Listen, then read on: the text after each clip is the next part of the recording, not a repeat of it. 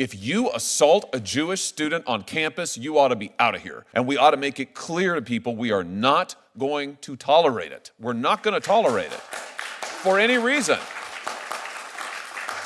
Can I just ask you why I have you here, Mr. Racklin? Yeah, I've heard you talk about DEI. I just want to be clear on this. You would agree, wouldn't you, that much of this DEI rhetoric has been weaponized against Jewish students? The DEI dialogue. If you're tired of watching our country get sold out by weak leadership, if you're sick of seeing our schools turn into breeding grounds for hate and division, then you're in the right place.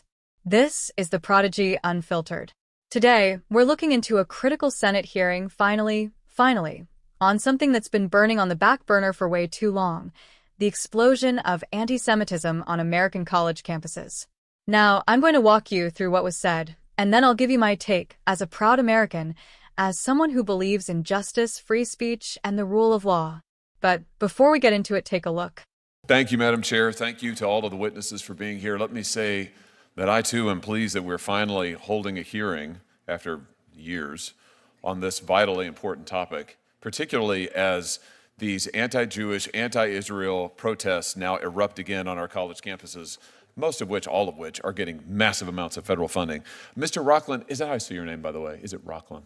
Racklin, just Racklin. R-A-C-K rather than Racklin. R-A-C-K. Okay, I got it. All right, I'll see if I can adhere to that. Appreciate it. Let me just ask you, I just want to make sure that I heard you in response. I think it was to Senator Welch. Did you say that you're not in favor of canceling visas for foreign students who commit unlawful acts against Jewish students? I said at this time, Nexus does not have a position on that, the organization I work for. And then I went on to describe how in the national strategy, it doesn't talk about that, doesn't recommend that, and that was done in consultation with 1,000 leaders across the board and was supported by the ADL, AJC, JFNA, J Street, all of us. So you don't think that's not a good idea? I mean, why would we permit a foreign student who's here on a student visa who commits an act of violence, an unlawful act against a Jewish student? Why wouldn't we say, sorry, but if you're going to commit acts of violence against Jewish students, Jewish Americans or foreign Jewish students, whomever, we're going to revoke your visa. I mean, you're going home. So I think on that issue itself, I'm trying to think now.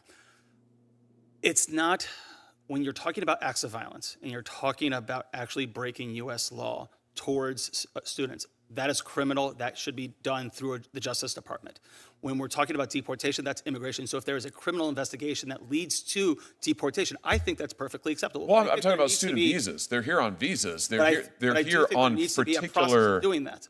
Well, sure, but why don't we write into the process a condition of the visa that if you assault a Jewish student on campus, you're out of here. You're gone.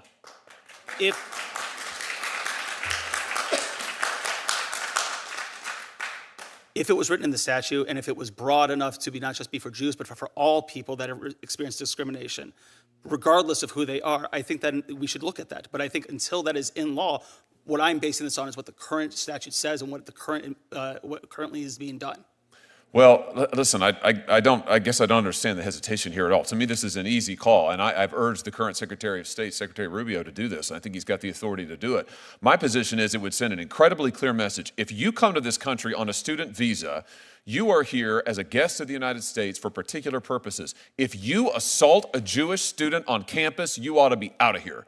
And we ought to make it clear to people we are not going to tolerate it. We're not going to tolerate it for any reason. Can I just ask you why I have you here, Mr. Racklin? Yeah, I've heard you talk about DEI.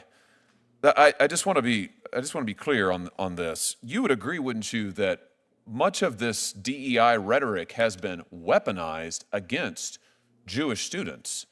The DEI dialogue has been weaponized against them. They're called colonizers. They're called imperialists. They're called oppressors. It's the classic intersectionality DEI language. I'll give you some tangible examples.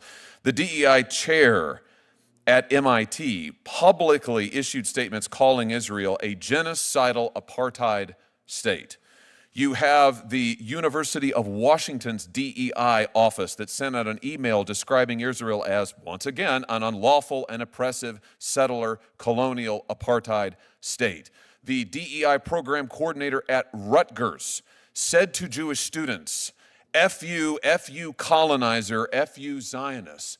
I mean, my point is, isn't it time to speak some truth to power here to these people and to say that Israel is not a colonizer state. It is not an apartheid state. Jewish students are not colonizers, and this kind of rhetoric shouldn't be weaponized against them. You'd agree with that, surely. I would say that it's wrong to blame Jewish students for the actions of the state of Israel in any way, shape, or form.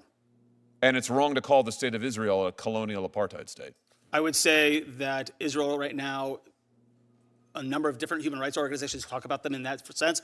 Personally, I don't see them I don't see Israel that way. I've been there many times. I have family that live there. I've been to the West Bank. I've enjoyed it. However, there are considerable issues regarding the occupation that need to be addressed, and inadequacies between how Palestinians live in the West Bank versus how Palestinian Israelis live in. My time, I'm only interrupting you because my time has almost please. expired, and the chairwoman is being extremely strict on the time. So, but I just want to make this point because I think we're seeing it over and over and over where you have actual campus apparatus, DEI apparatus on these campuses. These are departments, these are officials, these are professors who are weaponizing that against Jewish students. My question is, shouldn't we condemn that? No holds barred. Say that is wrong for DEI officials to be saying Israeli students are colonizers, Jewish American students are colonizers, Israel's an apartheid state. That is wrong, full stop, no conditions. Would you agree with that? I would say that a lot of DEI programs need to actually bring into its anti-Semitism training, either going to other organizations, because so much of what is happening within the DEI or just be eliminated. Why don't we just eliminate the DEI programs and eliminate the kind of reverse discrimination against Jews that they are Hawley, promoting? I appreciate your passion, and we understand. Thank you very much for your participation. The senator starts strong. He's finally pleased that the Senate is holding a hearing on this issue. And honestly, so am I. But what took them so long? We've been watching anti-Semitism grow unchecked in our schools and universities, and these institutions have been getting massive federal funding. Your taxpayer dollars, my friends, are funding colleges that that promote hatred against Jewish students. That should make your blood boil. Now, one of the most powerful moments in the hearing was when the senator pressed a witness, Mr. Rockin, about foreign students who commit unlawful acts, violent acts, against Jewish students. And what did Mr. Rockin say? He said his organization doesn't currently support canceling their visas. Excuse me? What world are we living in where a foreign national, someone who is a guest in our country, can attack an American student and not be immediately sent packing? Listen, this isn't complicated. If you're here on a visa and you commit violence against any American citizen, Jewish, Christian, black, white, doesn't matter, you should be deported. Full stop. That's not racism, that's not xenophobia, that's basic national sovereignty. Then we get to the meat of the hearing, and here's where my blood really started to boil. The senator called out DEI, diversity, equity, and inclusion. And thank God he did. He called out how these DEI offices on taxpayer-funded campuses are spewing rhetoric straight from the anti-American left. Jewish students are being called colonizers and oppressors. Israel is being labeled an apartheid state. That's not education. That's indoctrination. That's hate speech.